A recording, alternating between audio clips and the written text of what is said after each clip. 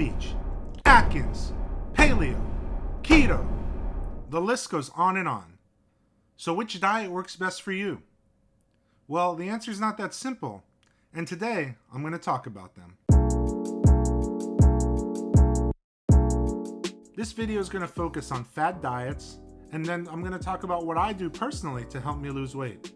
Before anything, make sure you please go ahead and subscribe and like this video, and be sure to hit that notification bell to be notified of any future videos that I do. I appreciate it very much, and on to the video. The first fad diet that I want to talk about is the South Beach diet. Now, you may have heard of this, but do you know why it came about and how? Well, let me tell you. It was developed in about the mid-90s by a cardiologist who made this diet really specifically for his patients. This diet didn't really get popularized until 2003 when that same cardiologist decided to publish a book on his diet. The thing that makes this diet unique is that it emphasizes food that are considered low on the glycemic index scale. It categorizes carbs as either being good or bad. Good meaning monounsaturated fats and brown rice as good carbs, and then bad being unsaturated or white rice as bad carbs.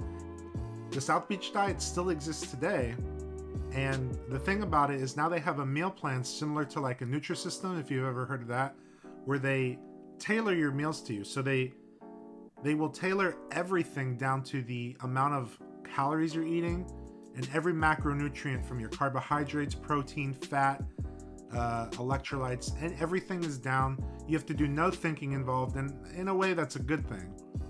The bad thing is you might not like the food that they prepare for you, or it might be something that you think is bland, which it may be, but also it also makes it very limited as to what you can try, even though they have a wide selection of things. I did try Nutrisystem, and if it's anything like Nutrisystem, I can tell you that there are some foods that are good and some that are just things you never want to eat again. Regardless of whether or not they're good or bad, their portion sizes are incredibly small, which is understandable. You're trying to lose weight, but at the same time, you can still have more than what they're giving you and still lose weight, and I'll talk about that more later in this video. The next diet I want to focus on is called the Atkins Diet. Now, the Atkins Diet and the Paleo Diet are very similar, so I'll explain to you what the Paleo is, but first, let me focus on Atkins, okay? Just like the South Beach Diet, Atkins was popularized and made by a cardiologist, and around the same time, 2003, 2004, there was a big bump in popularity, and I don't know if Atkins jumped on the success of the South Beach or vice versa, but it seems as though these two diets started to show success around the same time. The Atkins diet was so popular, however, that 1 in 11 Americans were on the Atkins diet. In fact, the Atkins diet was so popular that carbs such as beans and pasta showed almost a 4% decline in sales in that 1 year, just because people were trying to avoid carbs at that time because of the Atkins diet. So that just shows how big of an effect and the manipulation that the Atkins had on the general public. The diet itself is pretty simple. It's a low carb, high fat, high protein. It promotes the consumption of things such as beef, pork, chicken, eggs. You can have all of it. You just need to keep your carbs to a certain amount. You were able to have as much fat as you want, so any kind of cheese, butter, mayonnaise, sour cream, you name it, if it had fat in it, it was good to go. The things that were prohibited the most were bread, cereal, and pasta. Now keep in mind I said it was a low carb, so carbs were allowed, but certain carbs such as bread, pasta, things of that nature, unless they were like whole wheat or some really low carb formula that had minimal carbs associated to the bread or the pasta, were allowed. But if it was just regular white bread, white pasta, immediately prohibited, because then you would go over your limit. The reason you don't really see Atkins as a fad anymore is because there's been enough research done in the past 15 years that have shown that if you do a high fat, high protein, low carb diet, the fat that people were consuming because they said, oh, I can eat as much fat as I want, it actually increased your LDL levels in your blood. And your LDL's the bad cholesterol, essentially. And this bad cholesterol was associated to higher risk of heart disease, stroke, atherosclerosis, which is like plaque in your arteries, which is narrowing of the arteries due to plaque, and that plaque being the LDL cholesterol. There is good cholesterol, which is HDL. Again, I don't want to get too scientific in this video. I can always do another video on that, but just keep in mind that LDL was shown to increase on this diet, which again was not good for people in the long term, despite losing weight. Now, while Atkins as we know it is not really seen anymore, it kind of has been renamed to something different. It's called the Paleo Diet, which is short for Paleolithic. The science behind this diet is similar to Atkins, where you do low carb, high fat, high protein. I think it's been a little bit more refined to make sure that you're getting healthy fats and healthy proteins, but they're not completely prohibiting you from having like butter or cheese. Just don't have as much of it. The reason it's called Paleolithic is because it dates back to the Paleolithic era, where, you know, people were eating like cavemen, and, you know, you kind of mimic what they ate back then. So that's kind of the name behind it. I think it, you know, I've never done it myself, but from what I've seen and researched, it does work. You always need to make sure you're careful when doing these things. Consult with your doctor just to make sure that you're doing it safely. The last fad diet I want to talk about is called the Keto Diet, or short, the ketogenic diet. It's similar to the Atkins and Paleo Diet, but it's even stricter on your carb intake. In fact, they want you to have no carbs at all.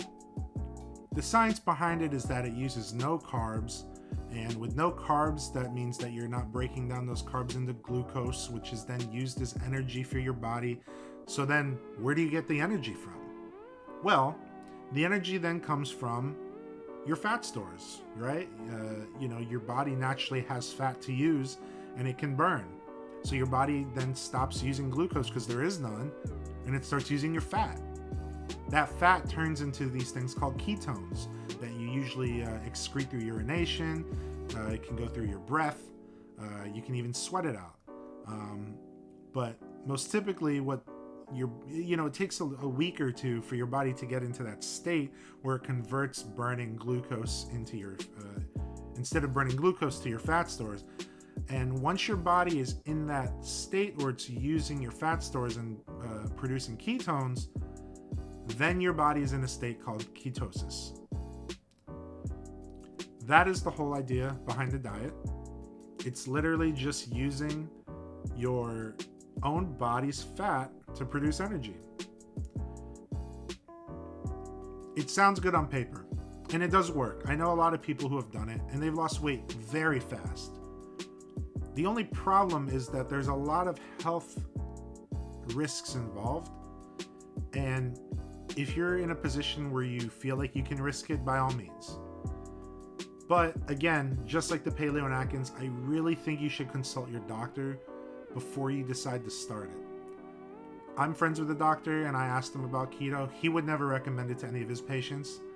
I think that, again, there's been a lot of research done since when keto was first discovered as a popular diet versus now, where we've learned a lot of long-term health risks and things that can really make you end up going into the hospital.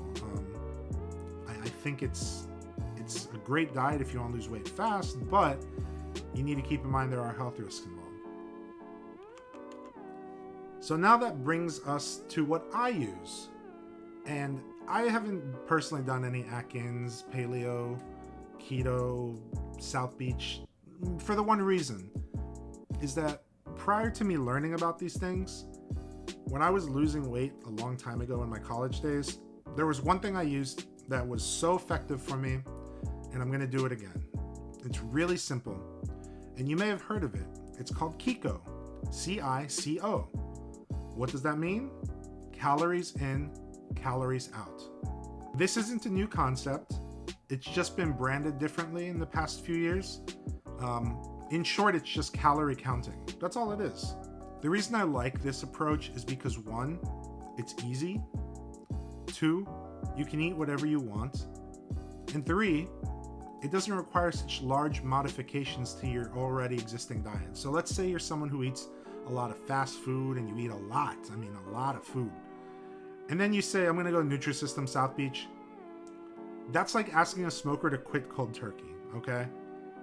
Someone who's that accustomed to eating that much food and that bad, you can't expect them to go from eating the way they do now, and then the very next day going out buying South Beach Diet, these pre-made meals, and expecting them to do that. They'll probably eat up 10 of those South Beach Diets, and then it defeats the whole purpose, right? The good thing I like about calories in, calories out is that you can take a gradual approach and slowly get to your eating goals, because it does take 2 weeks. Someone who's that big, your stomach is stretched out, and your body's really good in the sense that it can shrink itself back down to a regular size, but that shrinking doesn't happen in one night. It can take weeks, days, it depends on the person. But in that time, that shrinking, if you're making yourself eat less, eventually you will shrink. But that process, that first 2 weeks, is really tough, because you're gonna eat and you're still gonna be really hungry. And I'm going through that right now. But it's getting better. It's been 2 weeks since I made my first video, and I've made changes to the way I'm eating. But that first 2 weeks is always the hardest, because you'll eat dinner and you got to realize, okay, I'm done. But your stomach still tells you that you want to eat more. But you just got to realize that it's all mental, and that you just got to get through these first 2 weeks. Eventually your stomach will come back down, and that same meal you ate your first day, you eat it again in 2 weeks, you'll be full. Or you'll feel content, whichever.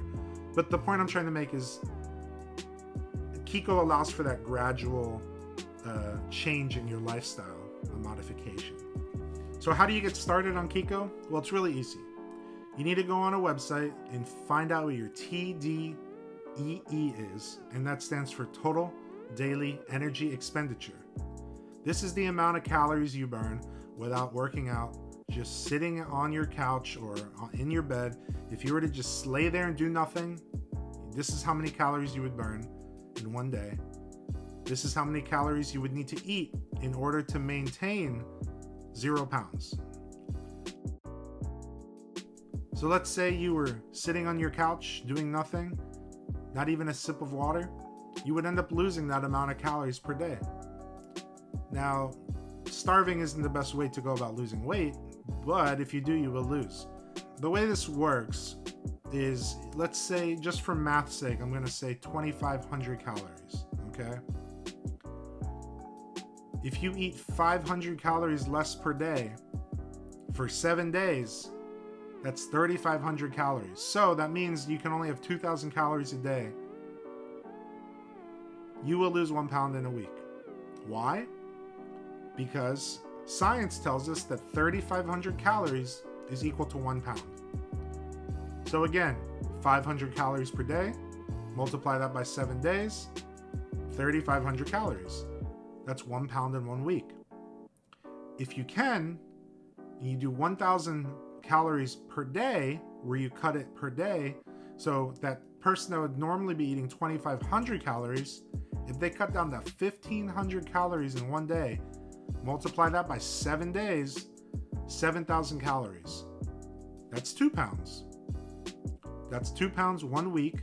Multiply that by 4 weeks, 8 pounds in 1 month. Multiply that by 12, 96 pounds in 1 year. Is it possible? Absolutely. So I encourage you guys to try it out. If not, it's worked for me, and I think it can work for you. There was one app I used when I was doing it. It's called MyFitnessPal. It's a really good app. It helps you track all your calories, and it might not be exact down to the 1 calorie, but it gives you a basic idea of how many calories you've consumed. And the science, if you want to take a lax approach to it, like a lackadaisical approach to it, I suggest that you do it this way, because you might be 100 calories off or so, but it doesn't matter. The point is, it's getting you into good eating habits, and and it's trying to give you an idea of how many calories you're truly consuming, because you might have like 5 cheeseburgers at McDonald's, and because they're small, but you don't realize that's 1,500 calories right there, even more probably. So I think it's really good to look at. There are many fad diets out there, and me personally, I don't like the word diet, because diets are temporary. When you're on a diet, that already assumes that once you reach your goal, you're going to stop dieting. So that means you'll just go back to your unhealthy ways. If you don't go back to your unhealthy ways, then you're not dieting.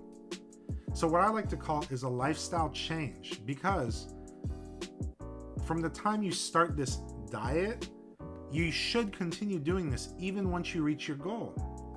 If you were to stop doing and go right back to what you were eating prior, then you're just going to go right back to gaining all your weight.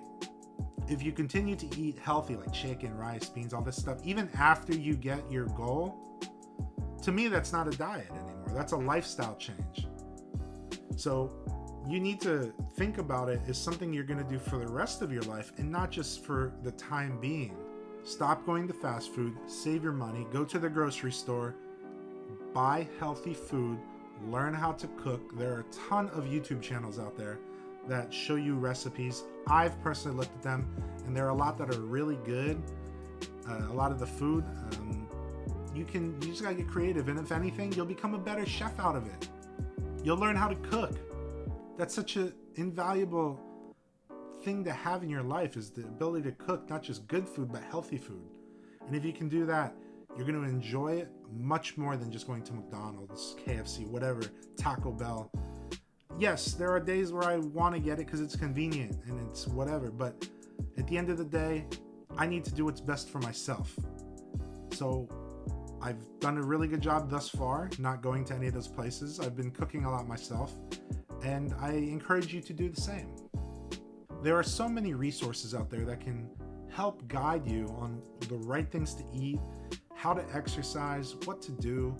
Resources nowadays are limitless, and I'm just adding on to that with this video. I'm hoping I can be some sort of encouragement toward you.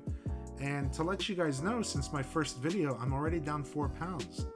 Now I know 4 pounds doesn't sound much, but if I had the option of being down 4 pounds or being up or neutral, I'll take down 4 pounds any day. So it's a slow path. I never said it was going to be fast. The whole point is I want to see progress, and that's what I've done so far. Keep in mind that you may see all these success stories, but it doesn't necessarily mean that what works for them is going to work for you. So you need to find something that's going to give you the most success in your life, because I tried Nutrisystem, and I know that if I stuck to it, it would have worked 100%. One of my friends, he was able to lose weight on it, but he was better than I was when it came to eating it. I could not stand the food, and also I was really hungry afterwards, and I couldn't stop myself from eating something else, which made the whole program useless, and it was just money down the drain. But I learned from it, and I learned that I would never do something like that again, because it doesn't work for me.